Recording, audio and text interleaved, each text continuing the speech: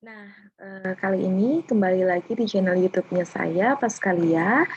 Dan pada sesi kali ini kita akan belajar bersama mata kuliah gizi dalam kesehatan reproduksi. Nah, di mana khusus pada pembahasan kita pada kali ini, kita akan membahas terkait manfaat zat gizi. Oke, sebelum kita masuk dalam pembahasan kita pada kali ini terkait manfaat zat gizi, saya akan menjelaskan terlebih dahulu terkait tujuan dari pembelajaran kita. Nah, di mana tujuan dari pembelajaran kita di sini setelah akhir mata kuliah, setelah akhir dari sesi penjelasan terkait manfaat zat gizi, diharapkan mahasiswa dapat menjelaskan manfaat zat gizi yang meliputi yang pertama, mahasiswa dapat menjelaskan tentang manfaat zat gizi karbohidrat, kemudian mahasiswa dapat menjelaskan tentang manfaat zat gizi lemak, dan juga mahasiswa dapat menjelaskan tentang manfaat zat gizi dari protein.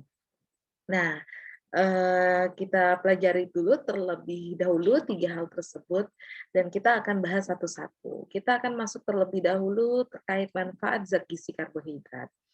Nah, bisa kita lihat bersama bahwa karbohidrat ini merupakan zat gizi yang sifatnya makro. Nah, karbohidrat kita sering tahu bahwa biasanya kita sangat sering jumpai dalam konsumsi makanan pokok kita sehari-hari. Nah, tiga kelompok utama zat gizi makro yang terdapat di dalam karbohidrat, yang pertama adalah monosakarida. Nah, monosakarida ini merupakan karbohidrat yang paling sederhana, yang mana karbohidrat ini dapat larut dalam air dan rasanya juga terasa manis. Nah, karbohidrat untuk monosakarida ini dikenal dengan gula. Nah, di dalam ilmu gizi ada tiga jenis monosakarida yang sangat penting. Yang pertama adalah yang namanya glukosa. Nah, glukosa ini sering disebut sebagai gula anggur atau dextrosa. Nah, glukosa ini sendiri banyak dijumpai di alam, terutama terdapat dalam buah-buahan, dalam sayur-sayuran. Kemudian glukosa ini terdapat di madu, di sirup jagung, dan juga ada di tetes tebu. Nah, glukosa ini banyak dijumpai dalam aliran darah atau dikenal dengan kadar gula darah. Nah, glukosa ini berfungsi sebagai penyedia energi bagi seluruh sel-sel dan jaringan tubuh. Nah, kadar glukosa itu range-nya atau rentang normalnya adalah 80 hingga 120 mg per sen. Jika kelebihan glukosa itu dinamakan dengan hiperglikemia. Nah, biasanya kita temui atau kita jumpai pada penderita-penderita diabetes mellitus.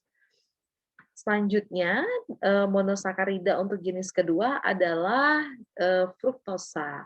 Nah, fruktosa atau dikenal dengan gula buah atau levulosa. Nah, fruktosa sendiri ini merupakan jenis dari sakarida yang sifatnya paling manis. Biasanya fruktosa ini banyak dijumpai pada mahkota bunga, pada madu, dan pada hasil hidrolisis di gula tebu. Di dalam tubuh sendiri, fruktosa itu didapat dari hasil pemecahan sukrosa. Nah, selanjutnya yang ketiga ada namanya galaktosa. Nah, galaktosa untuk di alam sendiri itu tidak bisa ditemukan secara bebas. Di mana sebenarnya galaktosa itu terdapat di dalam tubuh kita masing-masing yang merupakan hasil dari hidrolisis dari laktosa. Nah, jadi tadi kita sudah lihat bersama ada tiga kelompok utama dari tiga jenis dari monosakarida. Yang pertama ada glukosa, kemudian ada fruktosa, dan juga ada galaktosa. Nah, selanjutnya untuk kelompok karbohidrat yang kedua itu ada namanya disakarida. Nah, disakarida ini sendiri merupakan gabungan antara dua monosakarida. Nah, pada bahan makanan, disakarida ini dibagi lagi dalam tiga jenis. Ada sukrosa, ada maltosa, dan ada juga laktosa. Nah, kita akan bahas satu-satu. Apa sih itu sukrosa? Sukrosa adalah gula yang kita pergunakan sehari-hari, sehingga bisa disebut juga dengan istilah gula meja atau gula pasir. Nah, sumber sukrosa ini sendiri adalah berasal dari tebu. Nah, di dalam tebu itu kandungan sukrosanya sebanyak 100%. Sedangkan pada gula nira itu kandungan sukrosanya ada 50%. Kemudian sukrosa juga dapat kita jumpai di dalam jelly. Nah, makanya gula-gula pasir yang ada banyak tersebar di toko-toko yang ada, di market-market yang ada itu biasanya tertulis gula tebu. Nah, itu tadi berasal dari tebu. Selanjutnya di sakarida untuk jenis kedua ada namanya maltosa. Nah, maltosa ini di dalam tubuh, maltosa sendiri itu didapat dari hasil pemecahan amilum. Nah, biasanya kandungan-kandungan maltosa itu biasanya terdapat di dalam beras pulut ataupun di dalam beras. Kemudian untuk jenis disakarida yang ketiga ada yang namanya laktosa. Nah, laktosa ini adalah jenis dari disakarida yang kurang larut di dalam air.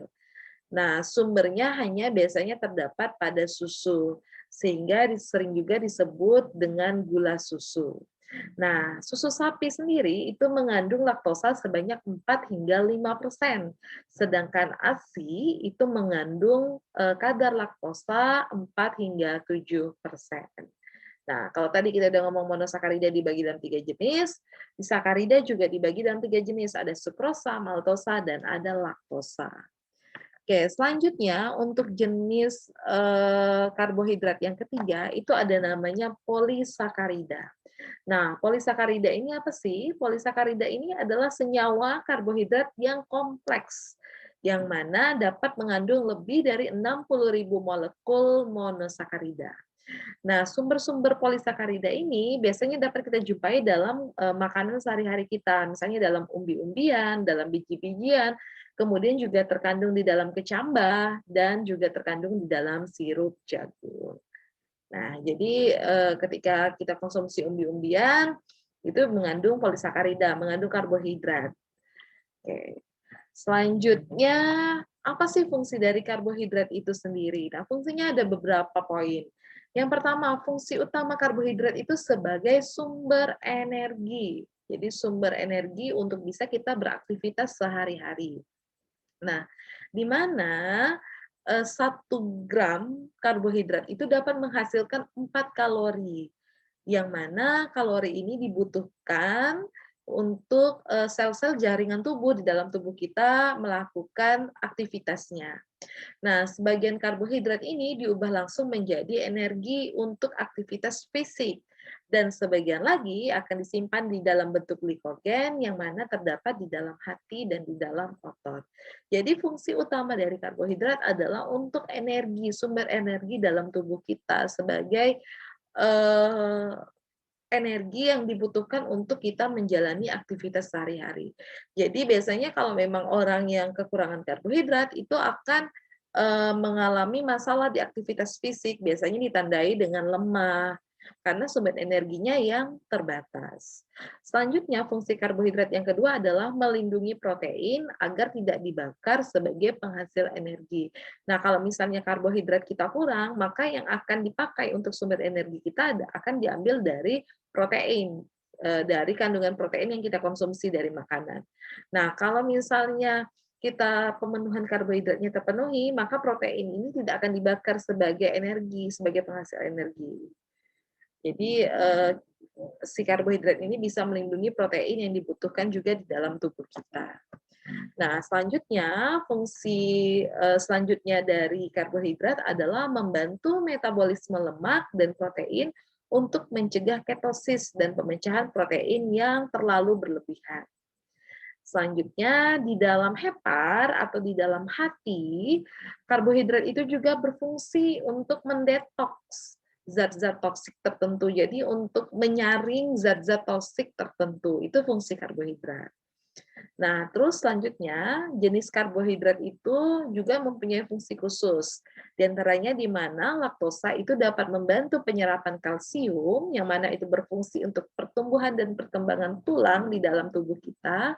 Kemudian ribosa itu juga adalah komponen yang penting dalam asam nukleat. Selanjutnya, fungsi dari karbohidrat itu di mana karbohidrat itu adalah bahan pembentukan asam amino esensial. Kemudian metabolisme normal lemak, menghemat protein, kemudian meningkatkan pertumbuhan bakteri, usus, mempertahankan graf usus, kemudian juga dapat meningkatkan konsumsi protein, mineral, dan vitamin B. Nah, begitu banyak, begitu kompleks fungsi karbohidrat di dalam tubuh.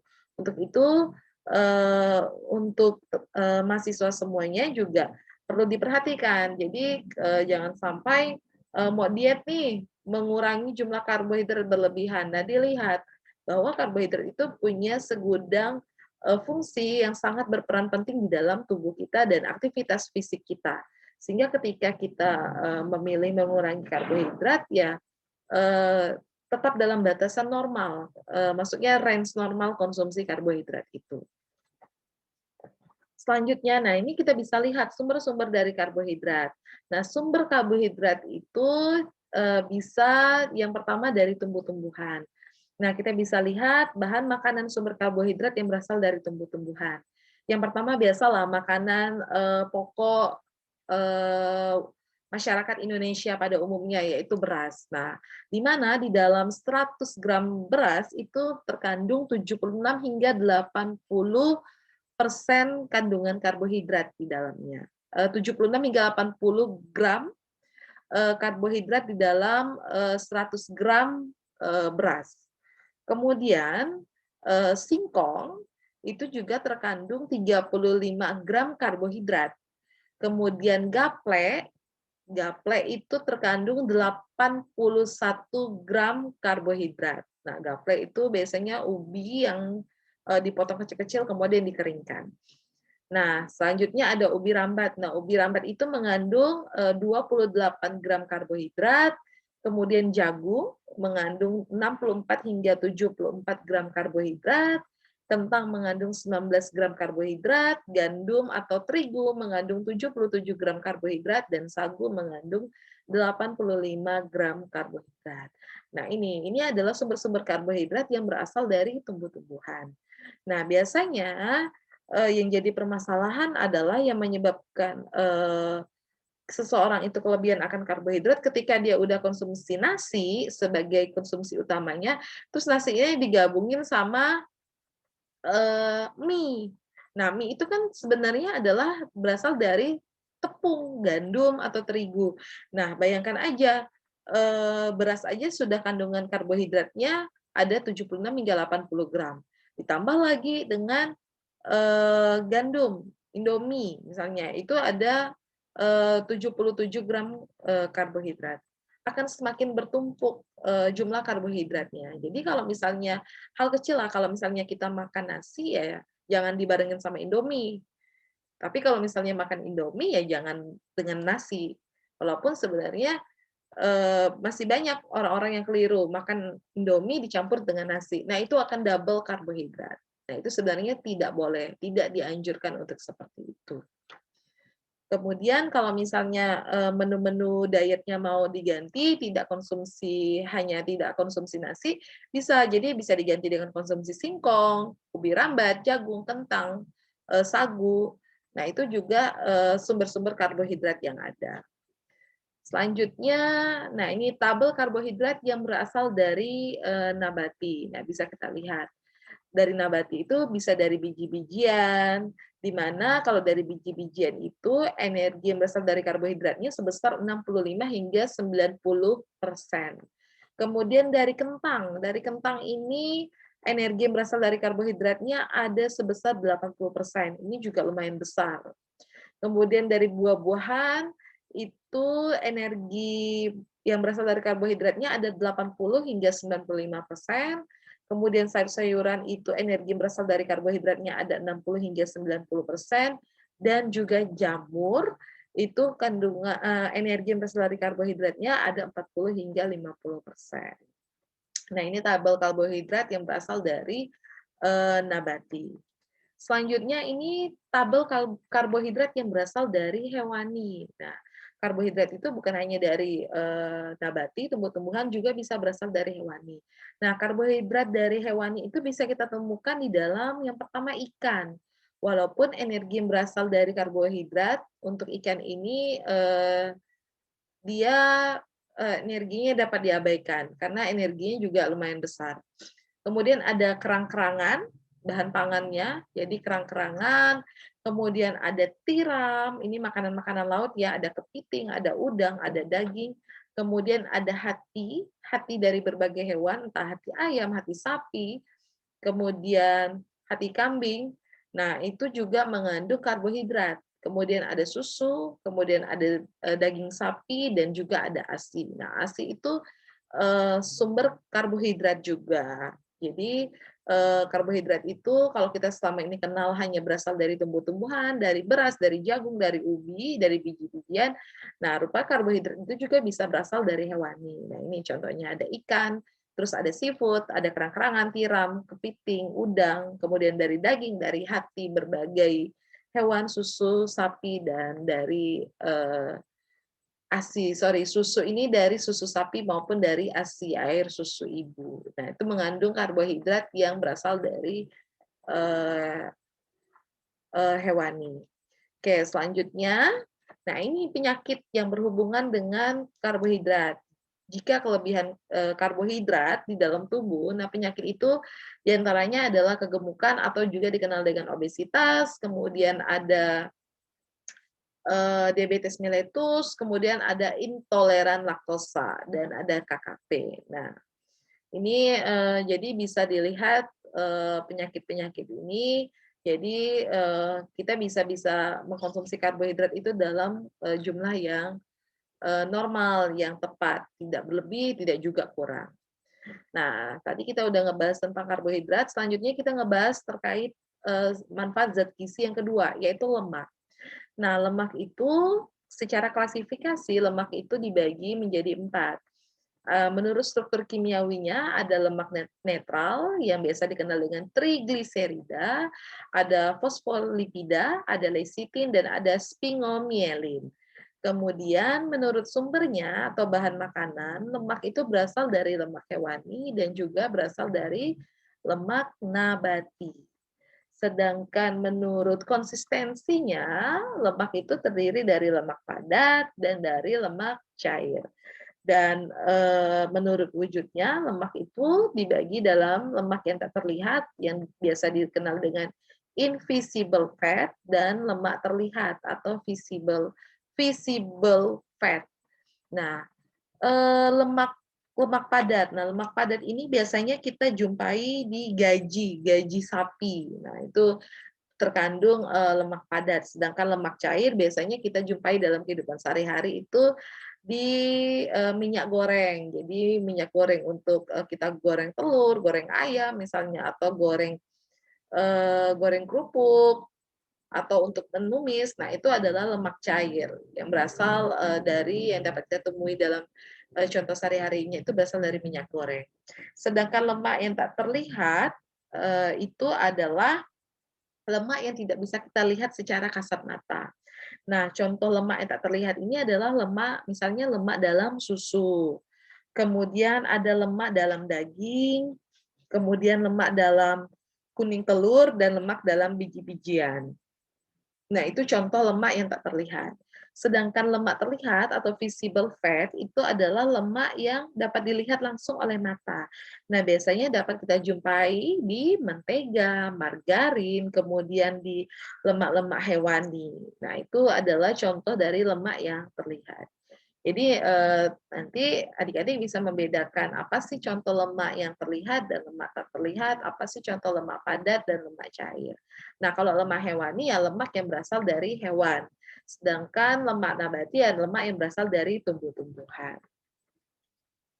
Nah, sumber lemak. Nah, ini tadi. Sumber lemak ini ada lemak nabati dan lemak hewani. Nah, di mana lemak nabati ini lebih banyak mengandung asam lemak tak jenuh. Sedangkan lemak hewani itu mengandung asam lemak jenuh. Nah, kalau nabati itu biasanya berasal dari biji-bijian dan lemak hewani yang berasal dari daging, dari lemak daging. Nah, fungsi lemak itu sendiri yaitu berfungsi sebagai sumber energi.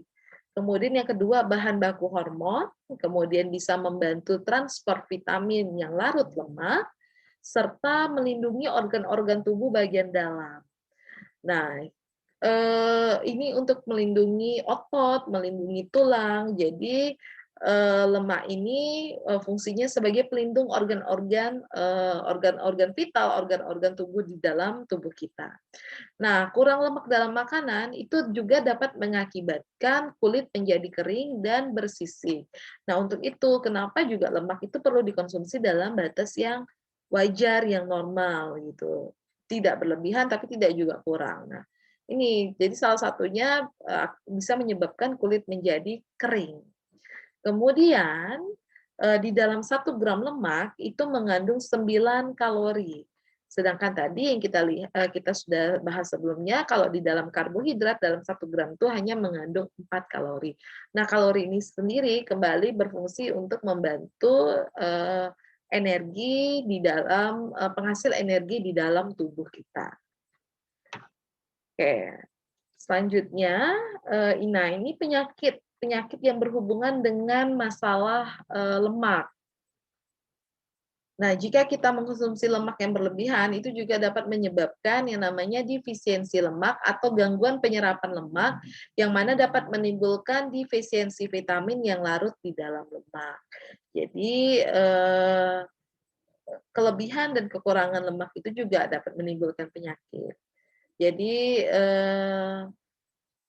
dapat dilihat, dapat kita ketahui bahwa kita harus bisa seimbang ketika kita mengkonsumsi suatu makanan. Oke, selanjutnya yang ketiga, kita membahas terkait protein. Nah, protein, apa sih itu protein? Protein itu sendiri adalah bagian dari semua sel hidup dan merupakan bagian terbesar tubuh sesudah air. Jadi di dalam kandungan di dalam tubuh itu 80%-nya adalah air. Nah, itu yang paling terbesar dalam tubuh kita manusia itu kandungannya adalah air. Nah, yang kedua, yang terbesar kedua itu adalah protein. Nah, protein itu sendiri dibagi dalam dua. Ada protein hewani dan ada protein nabati.